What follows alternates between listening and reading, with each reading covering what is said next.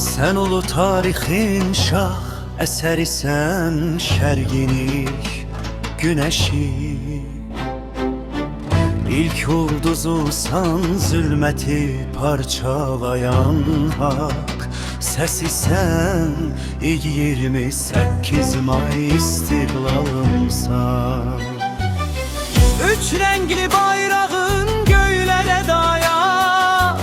Gelin bu bayramı birge yaşadak. Sen varsan milletin her zaman oyaq müqəddəs sandığımız hem de yuvamsan.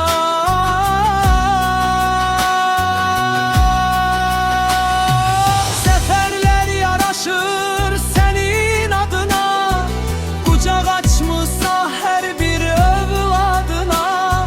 Şükür qovuşmusan xoş muradına, can Azərbaycandayım var olmusan. Seferler yaraşır senin adına, kucak açmışsa her bir övladına.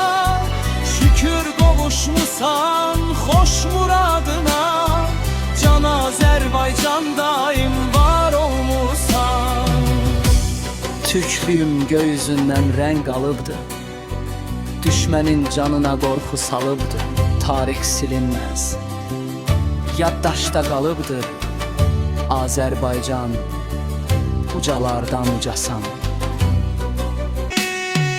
Seferler yaraşır senin adına, kucak